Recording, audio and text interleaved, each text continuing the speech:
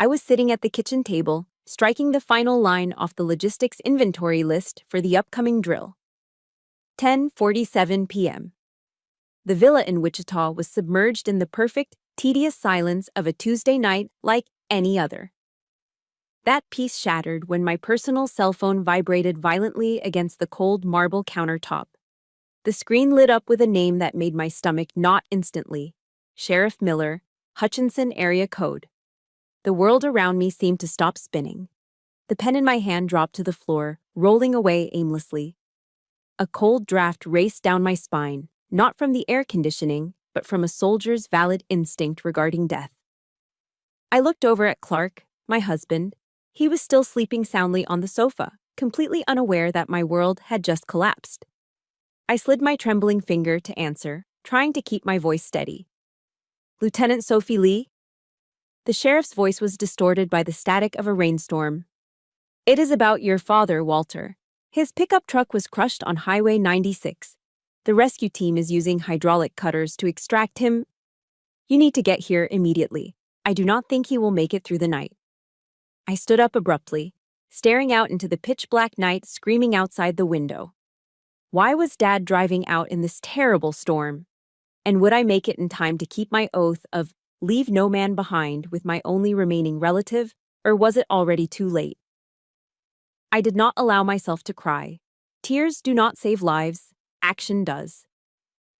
In under 5 minutes, my internal switch flipped from daughter to combat mode. I dragged my old deployment duffel bag from under the bed. Into it went the essentials: a tactical flashlight, my personal trauma kit, and a spare set of fatigues. My hands finally shook, just for a second, as I folded my father's old red flannel shirt, the one I kept just to smell that familiar scent of hard winter wheat and diesel. The master bedroom, a sprawling 50 square meters of luxury, suddenly felt as cold as a morgue. I was packing out. I felt exactly as I did before a deployment to a combat zone, preparing for a mission with no estimated time of return. The sharp sound of the zipper hissing shut cut through the quiet room. On the king-sized bed, a mound of expensive Egyptian cotton shifted. Clark groaned, scrunching his face in irritation at being disturbed. "Sophie, what the hell are you doing at this hour? It is barely 11 at night." His voice was slurred, thick with sleep and heavy with accusation. "My father was in an accident, Clark. He's critical," I said, my voice choking slightly. I paused. In that split second, I waited. I waited for him to throw the covers off. I waited for a hug. I waited for him to say, "I'll drive you." But he didn't move. Clark just rubbed his eyes and pulled the duvet up over his head, cocooning himself back into comfort. "It is storming bad out there, honey. Just go in the morning. It is too dangerous for the Mercedes right now. Let me sleep. I have that meeting with the angel investors tomorrow." The sentence hit me harder than the news of the crash. Too dangerous for the Mercedes. I stood there, gripping the handle of my bag, looking at the man I had shared a bed with for 5 years. A wave of nausea rose in my throat, a visceral disgust. To him, my father's life weighed less than the paint job on a German luxury car. "You go back to sleep, Clark," I whispered, the words tasting like ash. "Don't worry about your investment." I did not say another word. I turned on my heel, grabbed the keys to my own vehicle, the battered, reliable Ford F-150 pickup that Clark hated parking in the driveway, and ran out into the gale. The storm was violent. Rain hammered against the windshield like thousands of bullets. The wipers were thrashing at maximum speed but could barely slice through the deluge. I slammed my foot on the gas, pushing the truck to 80 miles per hour on the slick asphalt of Highway 96. The wind howled, shaking the heavy frame of the truck, but I held the wheel with a white-knuckled grip. Every mile marker that flashed by was a prayer.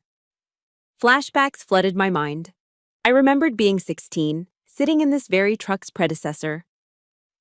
Dad's rough, calloused hand had rested over mine on the steering wheel, making me feel safe, grounded. "Don't fear the storm, Sophie," he had told me then, his voice gravelly and warm. "You keep your eyes on the lane. You drive through it." Now, I was driving through the storm of my life, and for the first time, I realized I was doing it completely alone. When I finally skidded into the parking lot of Hutchinson Regional Medical Center, the air smelled of ozone and dread. Inside, the hospital corridors reeked of antiseptic and despair. The attending doctor met me outside the ICU. He looked exhausted. He shook his head before I could even ask. Severe traumatic brain injury. Glasgow Coma Scale is at a 3. Lieutenant, you should prepare yourself for the worst. I stood frozen in front of the glass wall of the intensive care unit. There he was, my father. The man who was once strong enough to carry 2 bales of hay on his shoulders now looked incredibly small. He was wrapped in white gauze, connected to a dozen tubes and machines that beeped in a rhythmic, terrifying cadence. Beep, beep, beep. I placed my hand against the cold glass. The heat of my palm left a fleeting print on the surface. The tears I'd held back finally broke through, hot and stinging. I leaned my forehead against the window and whispered the Marine Corps oath he had taught me before I ever put on a uniform. Semper Fidelis, I choked out. Always faithful. I will not leave you behind, Dad, I vowed to the silence, even if I have to fight the whole world to save you. At 10 o'clock in the morning, the heavy double doors of the waiting room swung open. Clark walked in. In the midst of the chaotic, sterile hallway filled with weeping families and rushing nurses, my husband looked like he had just stepped out of a photo shoot for GQ magazine. He was wearing a slate gray Italian wool suit that I knew cost more than my father's truck. His hair was gelled back to perfection, not a single strand out of place. In his hands, he carried 2 cardboard cups from Starbucks. The contrast was nauseating. I caught my own reflection in the glass of the nurse's station. Mud-stained boots, a torn flannel shirt, dark circles under my eyes that looked like bruises, and hair that hadn't seen a brush in 12 hours. He didn't rush to me.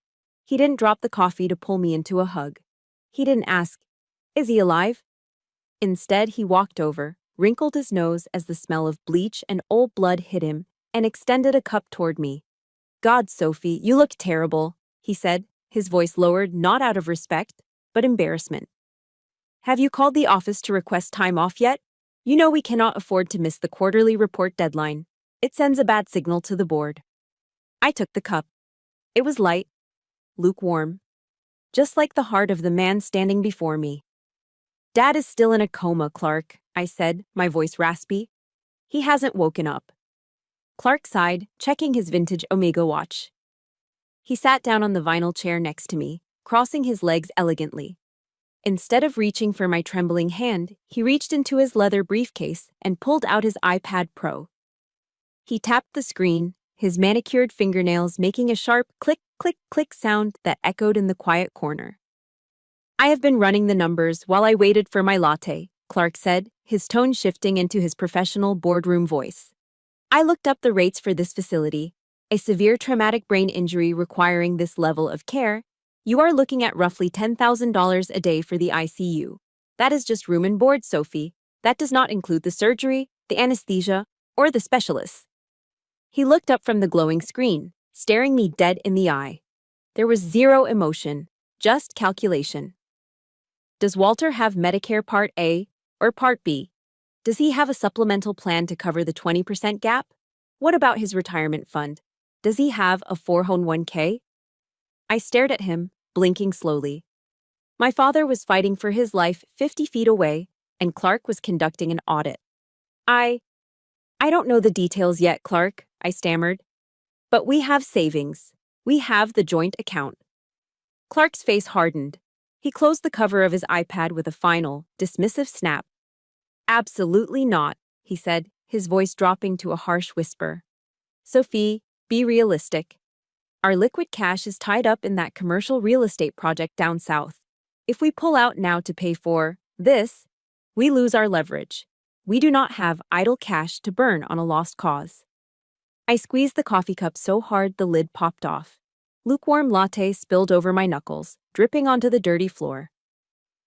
"That is my father, Clark," I hissed, standing up. "He is not a bad investment. He is a human being." Clark stood up too, dusting an invisible speck of lint off his lapel. He put a hand on my shoulder. It felt heavy, like a shackle. "Sophie, look at the facts. The doctor said his chance of survival is under 10%. Even if he wakes up, he will be a vegetable. He will require 24-hour care. Do you really plan to throw our future out the window to maintain a body that has no soul left? He leaned in closer, his expensive cologne choking me. Pulling the plug is the most humane thing to do right now, he said softly. And frankly, it is the most economic decision. Don't let your emotions cloud your financial judgment. A ringing sound filled my ears, drowning out the hospital noise. It was the sound of my own rage boiling over. If you believe that family is worth more than any amount of money, please like this episode and comment "Family First" below to show your support for Sophie. Humane? I shoved his hand off my shoulder. Is that what you call it? Or are you just afraid this will cut into your budget for a new set of golf clubs? Get out, Clark. He looked at me, stunned that his logic hadn't worked.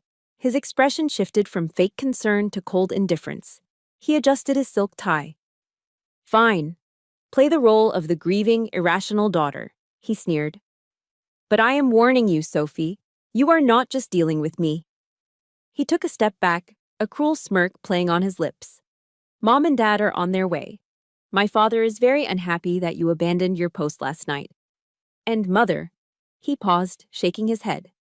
Evelyn does not like it when the family assets are threatened. They are coming to have a sensible conversation with you. Clark turned and walked away, his polished shoes clicking rhythmically down the hallway. I stood alone in the cold corridor, shivering. The storm outside had passed, but I realized with a sinking heart that the real hurricane was just beginning. The Langford family was coming, and they were coming to crush me. The arrival of Charles and Evelyn Langford was not a family visit. It was an invasion. They walked into the Hutchinson Hospital like royalty descending into a slum for a mandatory photo opportunity.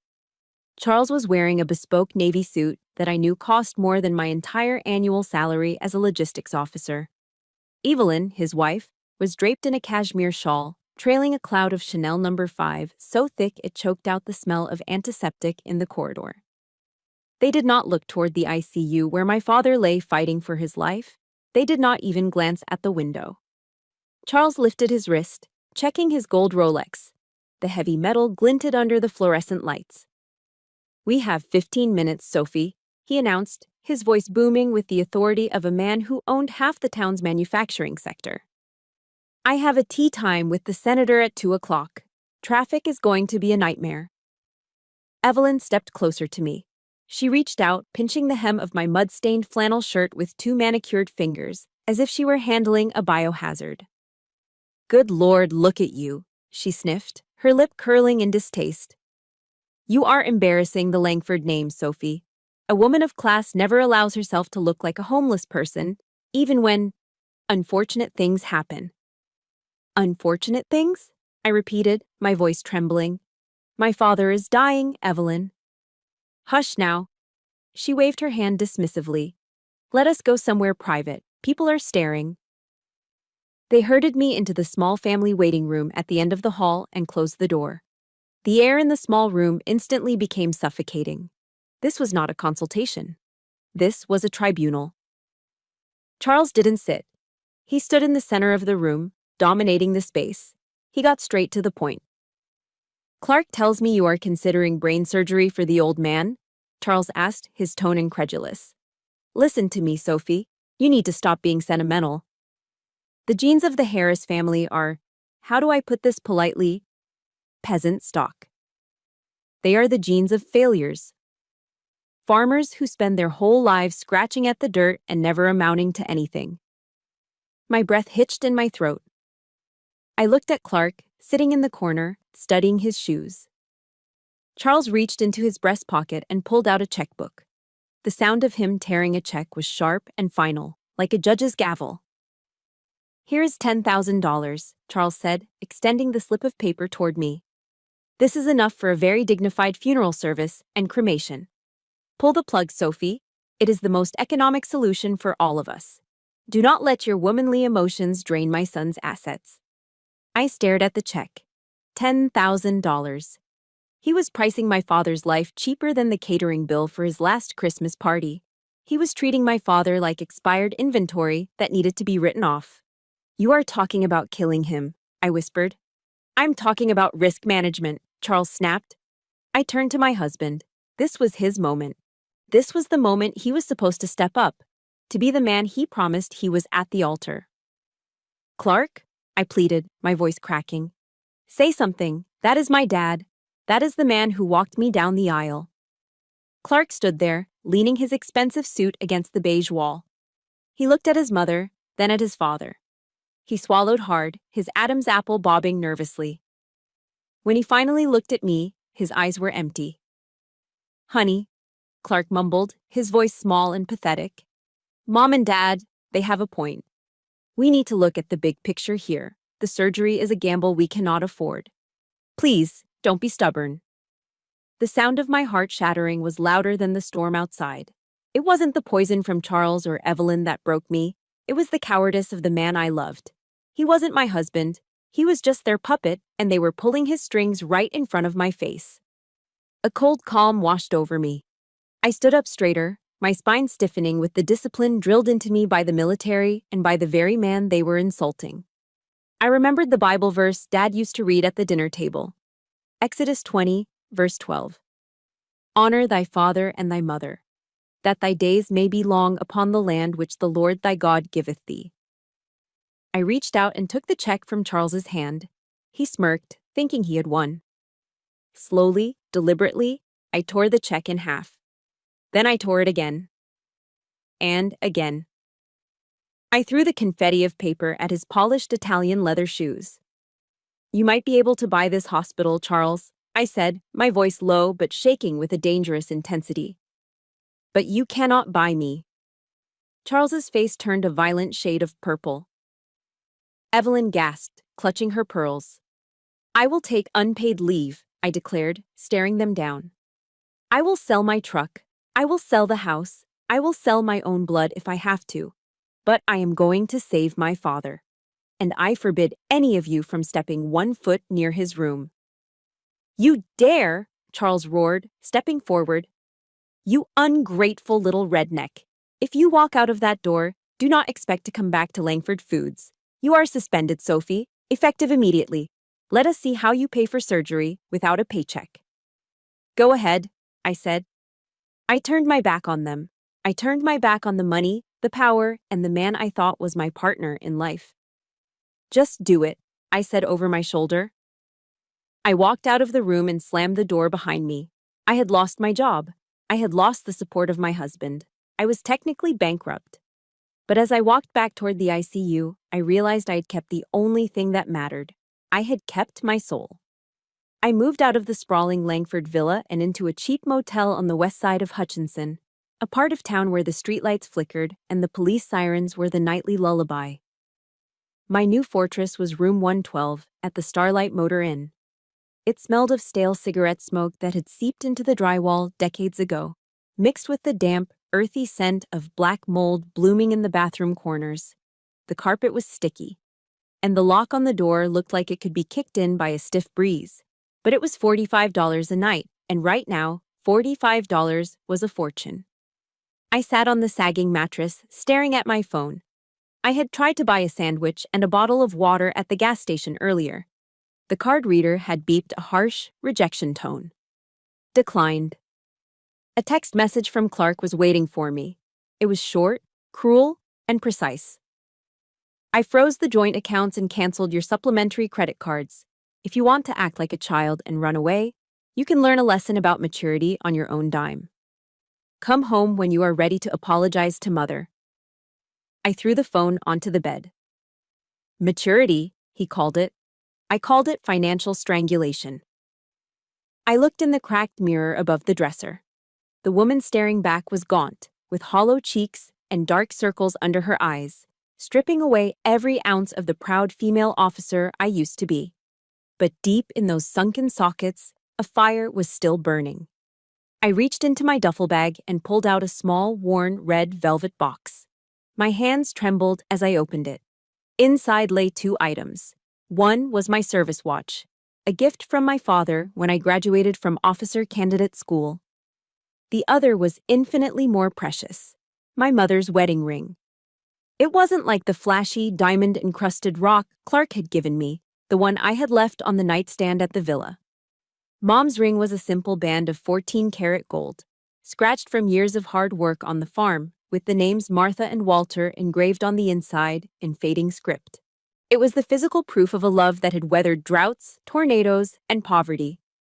I slid it onto my pinky finger one last time. It felt warm, like her hand holding mine. "I am so sorry, Mom," I whispered to the empty room. "Please forgive me." I snapped the box shut before I could change my mind. 10 minutes later, I pushed open the heavy glass door of Quick Cash Pawn and Loan on the corner of 4th Avenue.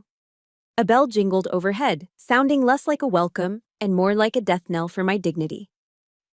The shop was cluttered with the debris of broken American dreams. Rows of power tools, unloved musical instruments, and flat-screen TVs gathering dust. Behind the high counter sat a man who looked like he belonged to the furniture. He was obese, sweating in the air-conditioned room, with thick fingers adorned with gaudy gold rings that dug into his flesh. He didn't greet me. He just jerked his chin. I placed the ring on the glass counter. "I need to sell this." The man picked it up. He didn't handle it with reverence. He stuck a jeweler's loupe in his eye and squinted at it under the harsh desk lamp. He turned it over, weighed it in his palm, and then tossed it onto a digital scale. 14 karat, he grunted, removing the loupe. "Old, lots of surface scratches. The engraving actually lowers the resale value. I have to buff that out." He looked at me with bored, watery eyes.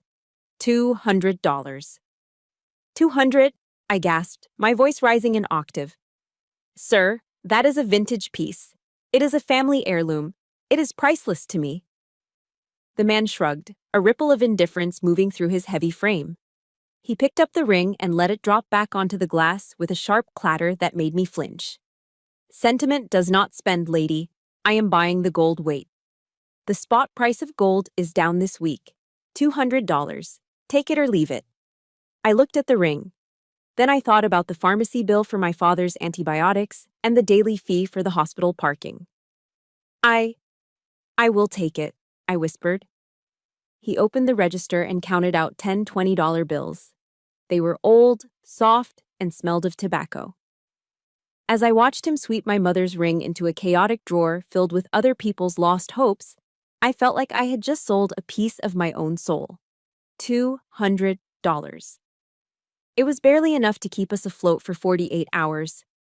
I walked back to the motel in a daze, the meager cash burning a hole in my pocket. The sun was setting, casting long, menacing shadows across the parking lot. When I reached room 112, I stopped dead in my tracks. There was a piece of paper taped to the door. It wasn't a note from the manager. It was a thick, legal envelope with the logo of First Kansas Bank printed in the corner. My heart hammered against my ribs as I ripped it open. The bold letters at the top of the page screamed at me. Notice of foreclosure. It was for the farm. My father's farm. I scanned the document frantically. The monthly mortgage payment was overdue, but we usually had a grace period. My eyes darted to the bottom paragraph. Due to a reassessment of credit risk, the bank has exercised its right to accelerate the debt.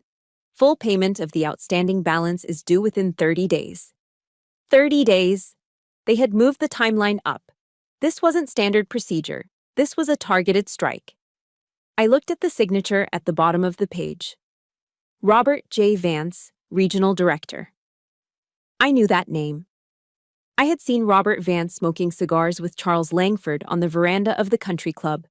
They played golf together every Sunday morning. The realization hit me with the force of a physical blow. They didn't just want me broke, they wanted me dead.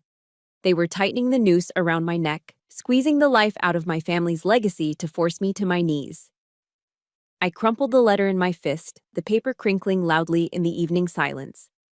I stood there, a woman with no husband, no job, no home, and no jewelry left to sell.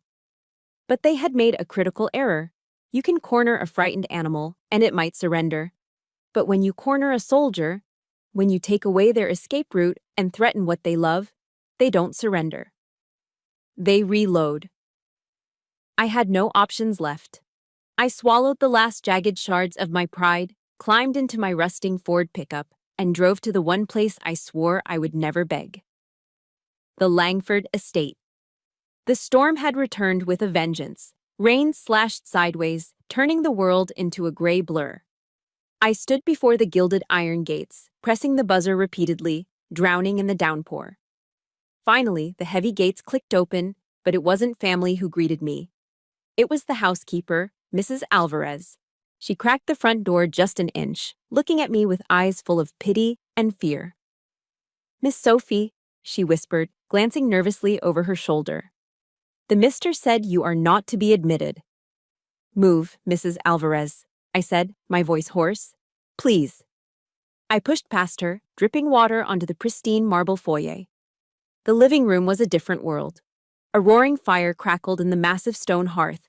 Charles and Evelyn were lounging in leather armchairs, swirling glasses of vintage Pinot Noir. In the corner, Clark sat at the Steinway grand piano, his fingers drifting aimlessly over the keys, playing a soft, melancholic melody. It was a scene of perfect, warm, domestic bliss. And it made me want to scream. Charles set his wine glass down on a coaster. He didn't look surprised. He looked at me from my wet hair to my muddy boots, and a slow, malicious smile spread across his face. "Ah," he said, his voice smooth as silk. "The devoted daughter-in-law returns. Ran out of money already?" I stepped forward, leaving a trail of dirty water on the Persian rug. "Dad, please," I begged, hating the desperation in my voice. "I saw the foreclosure notice. I know the bank director is your friend. Just ask him to extend the deadline by 1 month. Just 30 days. I will pay it all back." Charles stood up, walked to the fireplace, and tossed a log onto the flames. Sparks flew up, bright and dangerous. "Why should I help an employee who abandoned her post?" he asked, watching the wood burn. "Speaking of which, Sophie, you are fired." The room went silent. The piano stopped. "Fired?" I choked out. "Charles, that is my only source of income. You know the medical bills." "Effective immediately," Charles continued, reciting the terms like he was reading a contract. "Termination for cause, insubordination, job abandonment, and conduct damaging to the Langford family reputation. In this state, employment is at will. You are out." "That is the price of stupidity, dear," Evelyn chimed in. Her voice was sweet, dripping with poison. "Did you really think you could fight us and still cash our paychecks? You are so naive, it is adorable." My knees felt weak. They had cut my lifeline. I turned to the piano. My last hope? My husband. Clark was staring at the keys, refusing to look up. He looked small. Pathetic. "Clark!" I screamed, the sound tearing from my throat. I ran to him, grabbing the shoulder of his cashmere sweater. "Clark, say something." "Are you going to let your parents do this? They are killing my father. They are taking the farm." Clark flinched. He jerked his shoulder away from my touch as if I were burning him. He stood up quickly, scrambling backward until he was standing behind his mother's chair. "Sophie." "Calm down," he stammered, his eyes wide with panic. "You are scaring Mom and Dad. You are hysterical." "Hysterical?" I stepped toward him. "I am fighting for my life, Clark." I cannot interfere with company policy," he said, his voice dropping to a whisper. "You brought this on yourself. You should just go." I looked into his eyes. There was no love there. There wasn't even anger. There was just fear. He was a coward, hiding behind his mother's money, willing to watch his wife drown rather than get his feet wet. In that moment, the marriage didn't just end, it died, rotting right there on the expensive carpet. "Security!" Charles bellowed. 2 large men in dark suits appeared from the hallway. I hadn't even seen them. They moved fast, grabbing my arms in a vice grip. "Get your hands off me," I screamed, thrashing against them. "You are monsters, all of you." They didn't listen. They dragged me backward, my heels skidding uselessly on the floor.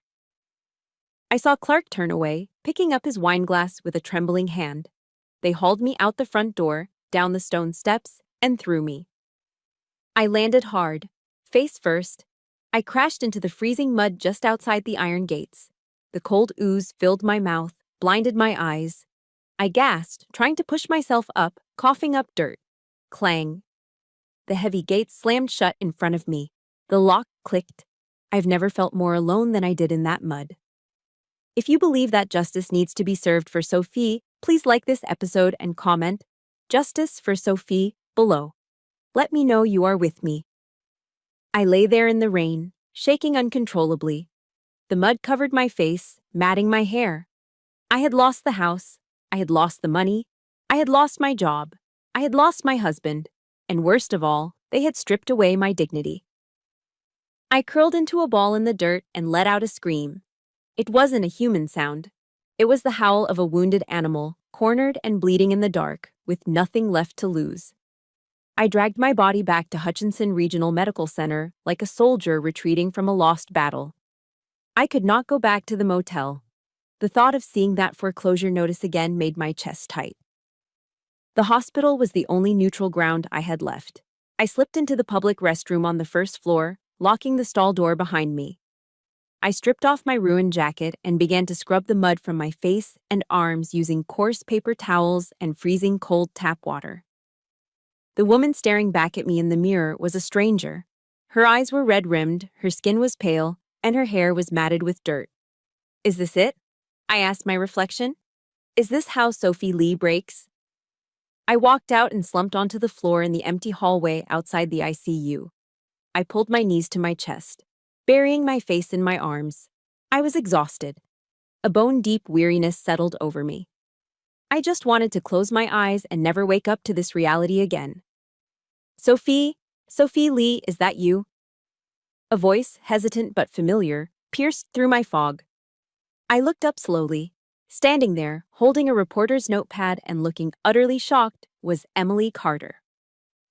We had gone to high school together, skipped algebra to watch the Veterans Day parades, and dreamed of leaving this town. Now, a laminated press badge for the Wichita Tribune hung around her neck. "Emily," I croaked. "My God," she whispered, her eyes widening as she took in my bruised appearance and the mud still staining my collar. She dropped into a crouch beside me. "What happened to you? I heard about the accident on the scanner, but look at you." 10 minutes later, we were sitting on a plastic bench near the vending machines. Emily handed me a paper cup of hot cocoa. It tasted like watered-down chocolate and cardboard, but the heat seeping into my frozen hands felt like a lifeline. I meant to just say I was fine. I meant to keep my dignity. But the moment I took a sip, the dam broke. I told her everything. I told her about the accident, about Clark's obsession with the hospital bill, about Charles and Evelyn offering me $10,000 to dispose of my father. I told her about selling Mom's ring to the pawn shop for $200, and finally about being thrown into the mud outside the Langford gates like a stray dog. I spoke through hiccups and tears, my defenses completely shattered. Emily listened in silence. She didn't interrupt. She just clicked her recorder on and gripped her pen so hard her knuckles turned white. As I spoke, the shock on her face hardened into a cold, professional fury. "They think they are kings of this state," Emily said, her voice trembling with anger. "They think because they own the factories and the banks, they own the people too." She stood up, checking the battery on her recorder. "You are not alone, Sophie," she said, putting a hand on my shoulder. "Go be with your dad. By tomorrow morning, all of Kansas is going to know exactly who the Langfords really are." I slept in the chair next to Dad's bed that night, holding his calloused hand. When I woke up, the world had changed. Emily had worked through the night. Her article was on the front page of the Wichita Tribune's digital edition. The headline screamed in bold black letters, "The Lone Warrior, when the elite trample on a soldier's duty." It was raw. It was truthful. It described the image of a daughter selling her mother's wedding ring to buy antibiotics, while her in-laws drank vintage wine by a fire. It struck a nerve deep in the heart of the Midwest, a place where people still valued family, honor, and the military above profit. My phone, which had been silent for days, suddenly began to buzz. Bzz, bzz. It wasn't debt collectors, it was notifications. Emily had set up a GoFundMe page linked to the article. I watched the screen in disbelief. Anonymous donated $5. Mary from Topeka donated $20. A user named SemperFi8E8 donated $50. The comments poured in like a flood. "We have your back, Lieutenant. Shame on the Langfords." Sent from a retired mechanic in Omaha. It is not much, but do not leave your man behind. $5 became 500, then 5,000. The number kept climbing, ticking upward like a scoreboard. I stared at the screen, tears blurring my vision again. But this time they were tears of overwhelming gratitude. I wasn't fighting Goliath alone anymore. I had an army. The people, the real people of Kansas, were standing right behind me. I dropped the phone on the bed and grabbed my father's hand with both of mine. "Dad," I sobbed, squeezing his fingers. "Dad, look. People are helping us. You have to fight. You cannot give up now. We are winning, Dad. We are actually winning." And then, it happened. It was faint at first, a twitch. I froze. I held my breath, staring at his hand. His index finger moved. It curled inward, scratching against the coarse hospital sheet. Then, the heart monitor on the wall changed its rhythm. The steady, slow beep, beep, suddenly spiked. The line on the screen jumped. Beep, beep, beep, beep. I looked up at his face. Beneath the bandages, his eyelids fluttered. A low, guttural groan escaped his lips. The machine wailed an alarm, not of death, but of awakening. Nurses rushed into the room, but I didn't move. I just held on tighter. My father was coming back, and he was coming back to a war. 3 days after his index finger first twitched, my father opened his eyes completely. The first sound he made was a dry, rattling cough that shook his bruised chest.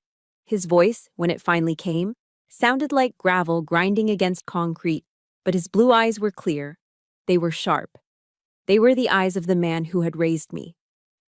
"Sophie," he wheezed, trying to focus on my face. You look too thin." That small fatherly observation broke the dam I had been holding back for a week. I collapsed onto the side of his bed, burying my face in the coarse hospital blanket. I sobbed uncontrollably, reverting instantly from a 32-year-old officer back to a frightened little girl. I confessed everything. I told him about the foreclosure notice on the farm.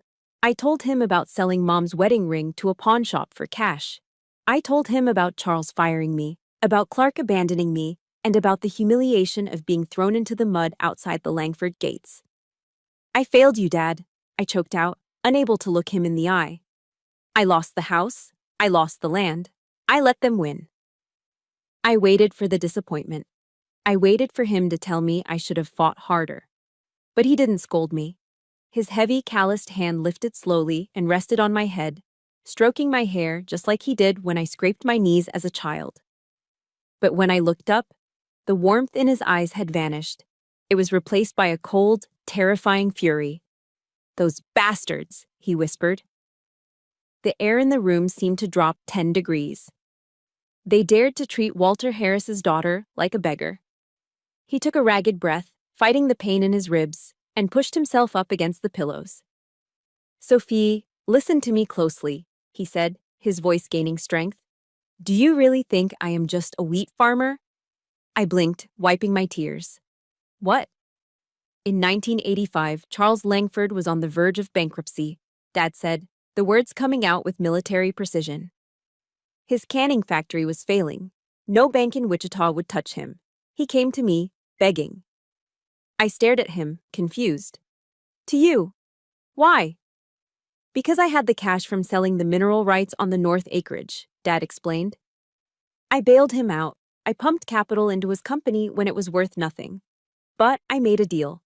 I became a silent partner. He looked at me intensely. "I own 25% of Langford Foods, Sophie, and not just common stock. I hold Class A preferred stock. I have veto power." My jaw dropped. The room spun. "But why? Why did you never tell me? We lived so simply. I drove a 20-year-old truck. Because I wanted you to stand on your own 2 feet," he said softly. "I wanted you to value hard work, not easy money. I trusted Charles to run the operations while I stayed in the shadows, but I made a mistake. His expression hardened, his jaw clenching. A soldier's trust is wasted on a merchant's greed. He coughed again, a harsh, wet sound, but he waved away the water I offered. They have been cooking the books, Sophie. For 10 years, Charles has been sending me falsified financial reports, claiming the company was barely breaking even to avoid paying my dividends. He has been stealing millions. He looked straight into my soul. I became suspicious last month. I hired a forensic accountant from Kansas City to audit them secretly. I was driving to meet him with the evidence when he gestured to his broken body. When my truck lost control on Highway 96. A chill ran down my spine that had nothing to do with the hospital air conditioning.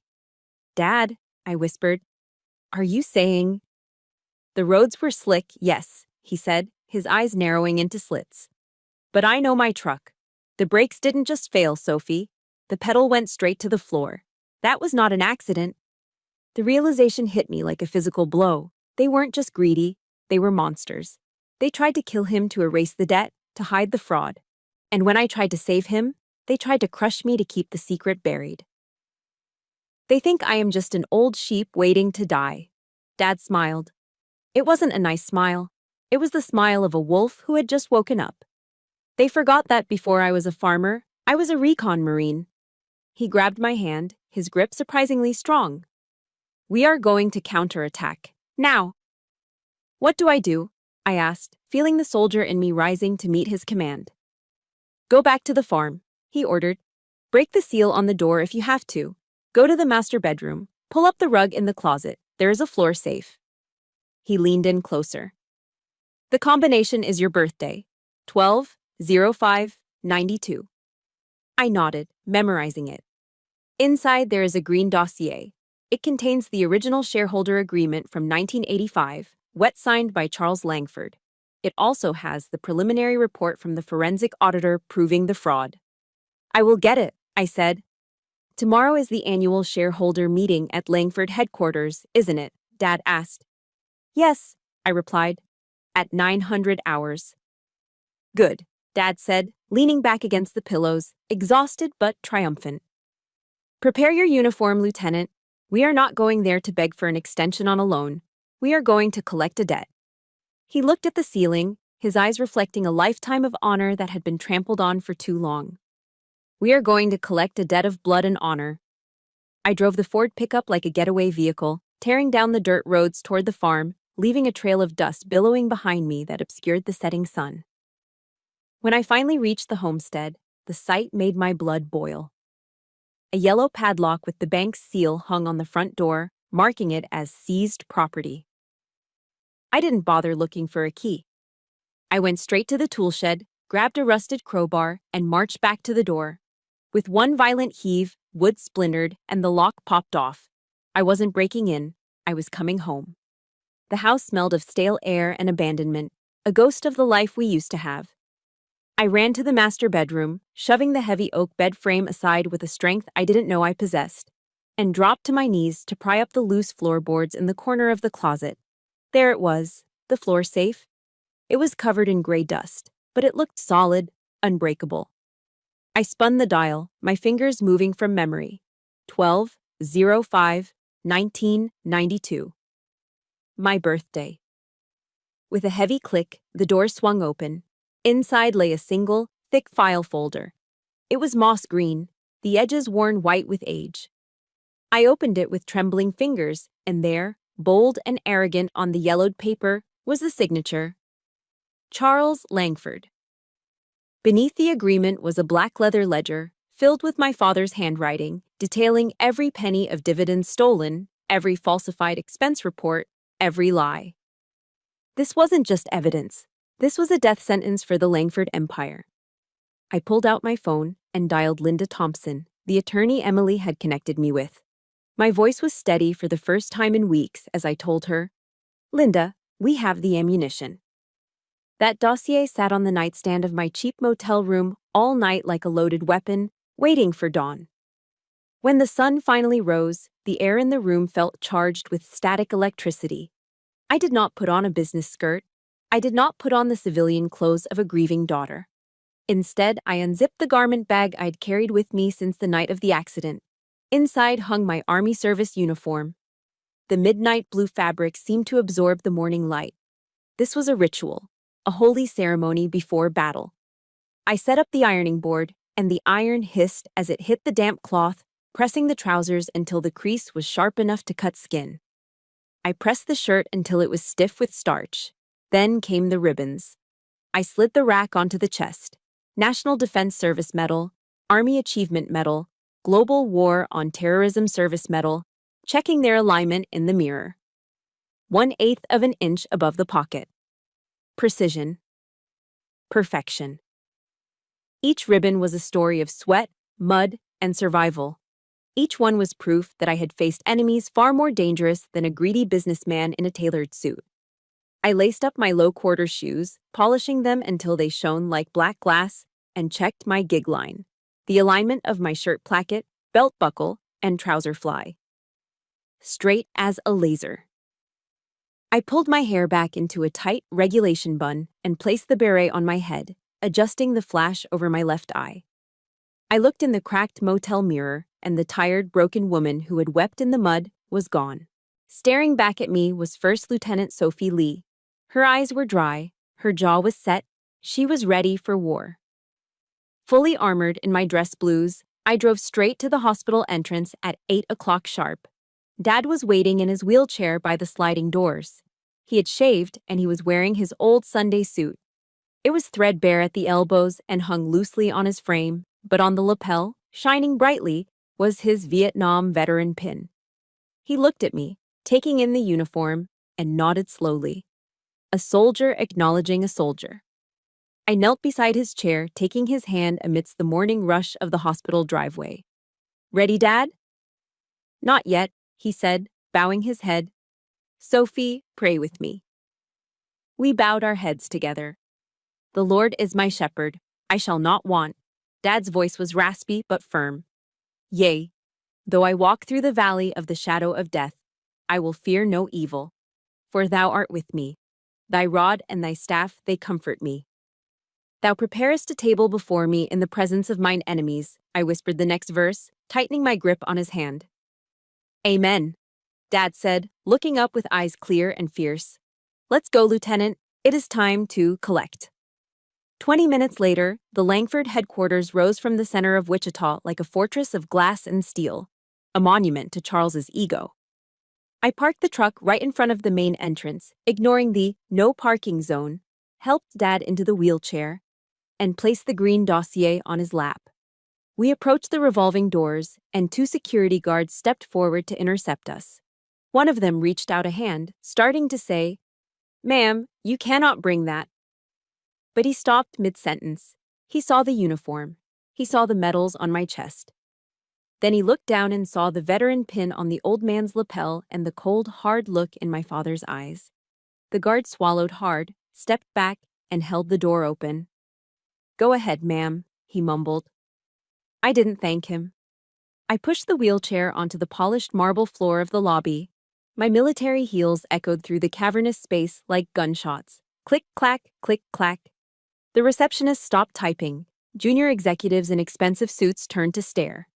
The murmur of the lobby died down to a hush as we cut through the crowd like an icebreaker ship, looking neither left nor right. We went straight to the VIP elevator bank, and I pressed the button for the top floor, the boardroom. As the doors slid open, I pushed Dad inside and turned to face the lobby one last time. I saw the confusion on their faces. They had no idea that the foundation of their building was about to be blown apart.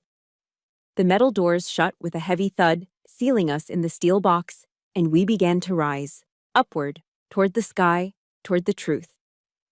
The heavy oak double doors of the boardroom exploded open as if they had been breached by a battering ram.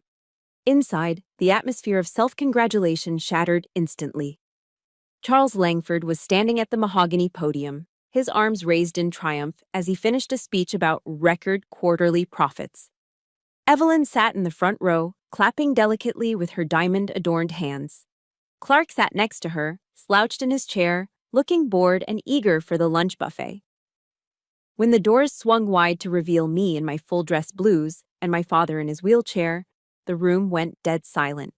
The applause died in midair.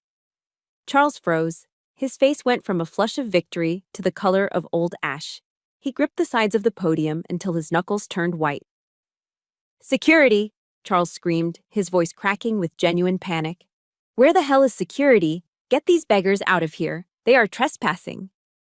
Two confused guards appeared behind us, but before they could touch my father's wheelchair, Linda Thompson, our attorney, stepped forward from the shadows of the hallway. She didn't look like a beggar. She looked like a shark in a gray skirt suit. "Hold it right there," Linda boomed, raising a thick stack of legal documents high in the air. According to Article 4, Section 2 of the Corporate Bylaws, any shareholder holding more than 20% of the company's equity has the right to attend any board meeting, unannounced, at any time. She lowered the papers and pointed a manicured finger at the old man in the wheelchair. "Ladies and gentlemen of the board, I would like to formally introduce you to Mr. Walter Harris. He is the owner of 25% of Langford Foods and the sole holder of the Class A preferred stock." A collective gasp swept through the room like a sudden draft. The other 12 board members began to whisper furiously, turning to look at Charles with suspicion. Charles was trembling now, clinging to the podium as if it were a life raft in a hurricane. I stepped into the center of the room. I didn't need a microphone. My voice, trained to give orders over the roar of helicopters, filled every corner of the suite. "You fired me for abandonment," I said, staring straight at Charles. "You called my father a burden. You called our bloodline failure genes that never amounted to anything." I took a step closer, my military heels clicking sharply on the plush carpet. But it was those failure genes that saved this company from bankruptcy in 1985. It was my father's money earned from sweat and dirt, that has paid for your bespoke suits, your country club memberships, and your arrogance for the last 30 years. "Lies!" Evelyn shrieked, standing up. "He's just a dirty farmer." "Linda, the screen," I commanded.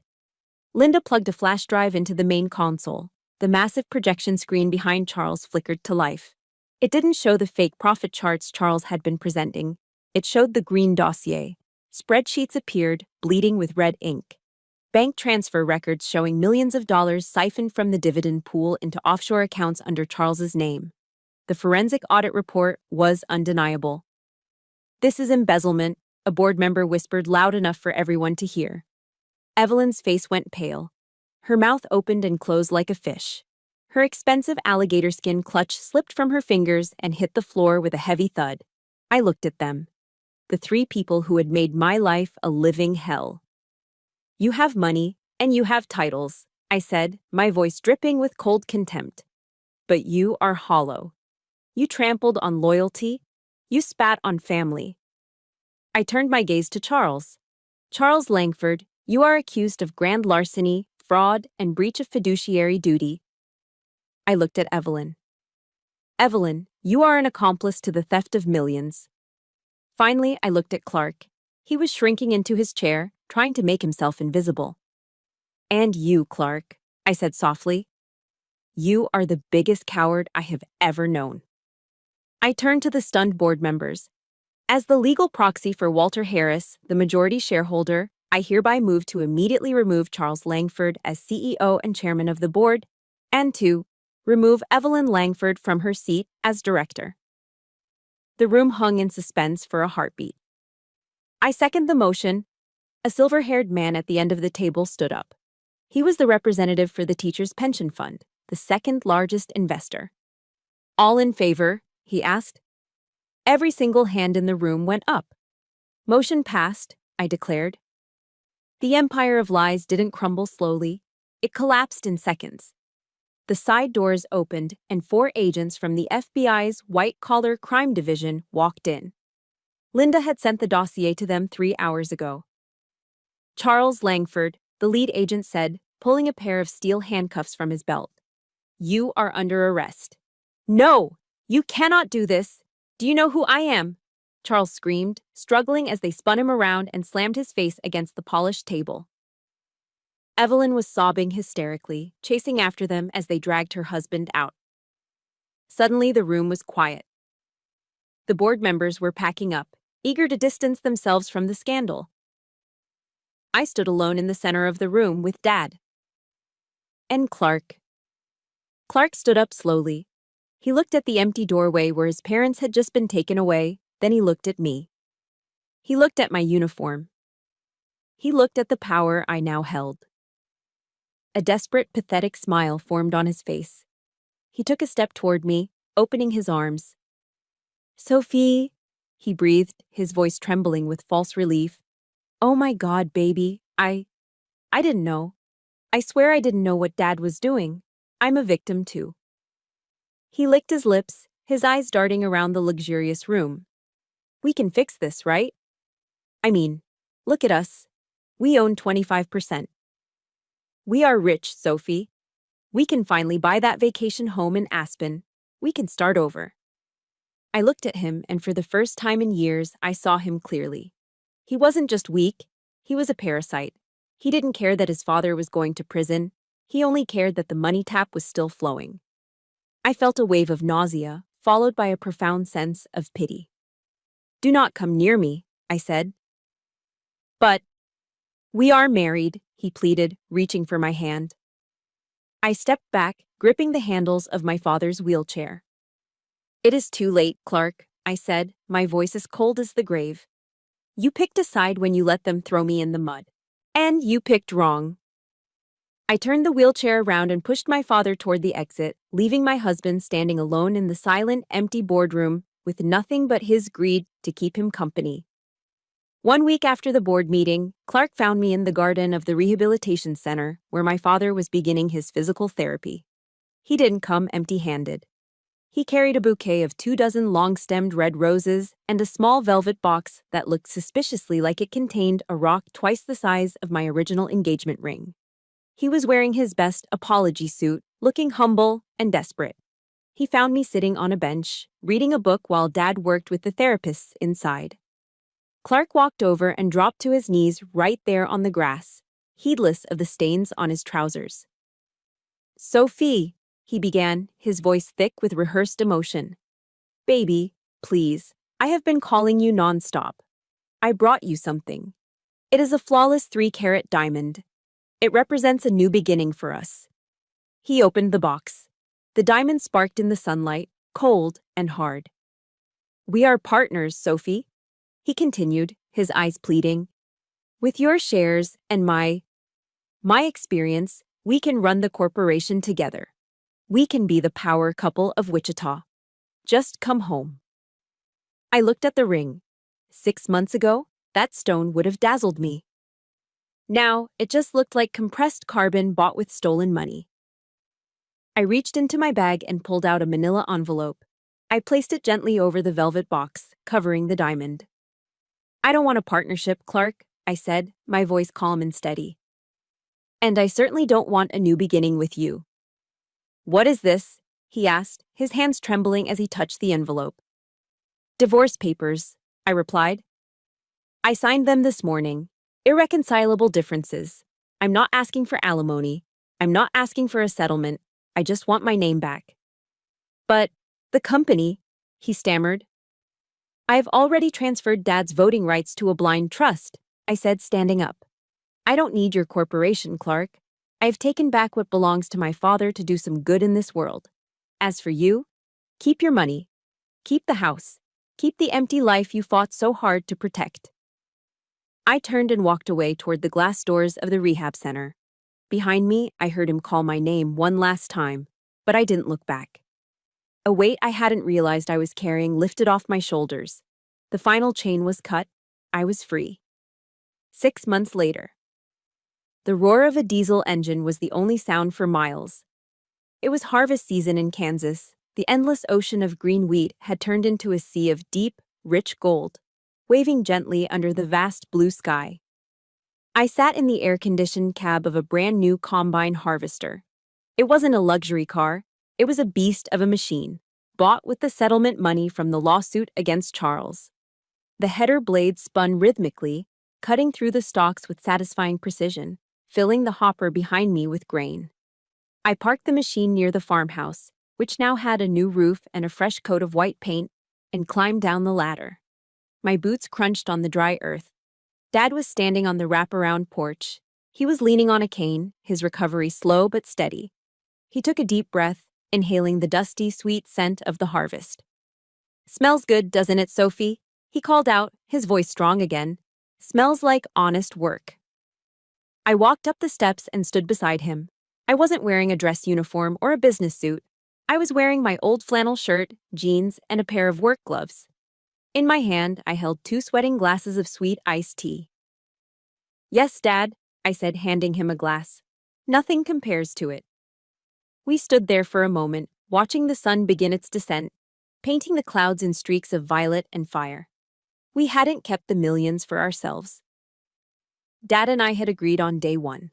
We established the Harris Relief Fund, a nonprofit organization dedicated to providing legal aid and emergency financial assistance to veteran families facing foreclosure and medical bankruptcy. Emily Carter, my friend and the journalist who helped save us, was now running the operations in town. Every day, the mailman delivered a stack of letters to our mailbox. They weren't bills anymore. They were thank you notes. Letters from widows who kept their homes, from soldiers who got their surgeries, from families who were pulled back from the brink of despair, just like we were. I realized then that the victory wasn't destroying the Langford Empire. The victory was using the rubble of that empire to build a shelter for others. Dad took a sip of his tea and placed his warm, heavy hand on my shoulder. "You know, Lieutenant," he said, squinting against the dying light, a genuine smile crinkling the corners of his eyes. "You didn't just save my life back there in that boardroom. You saved the soul of this family. Your mother, she would be so proud of the woman you became." I looked up at the sky, where the first stars were beginning to twinkle. I thought of Mom, and I thought of the long dark road that had led me back here. I smiled, and for the first time in a long time, it was a smile of complete, unshakable peace. "I just kept my promise, Dad," I whispered to the Kansas wind. "Semper fidelis." Always faithful. Looking back on the storm I walked through, I realized something profound. The Langfords had millions in the bank, yet they were spiritually bankrupt. They crumbled the moment their lies were exposed. My father and I, we had nothing but our honor, yet that foundation held firm against the fiercest winds. My journey taught me that true wealth isn't defined by your net worth, but by the integrity in your soul. Money can buy a house, but it can never buy a home. It can buy companions, but it cannot buy loyalty. In the end, your dignity is the only currency that truly matters. I hope my story has touched your heart today. If you believe that family and honor should always come before profit, please hit that like button to stand with me. I really want to hear from you. Have you ever had to stand alone to protect someone you love? Share your story in the comments below, or simply type "always faithful" to show your support for our brave veterans. And please, subscribe to this channel so we can keep fighting the good fight together. Until next time, stay safe and hold your loved ones close.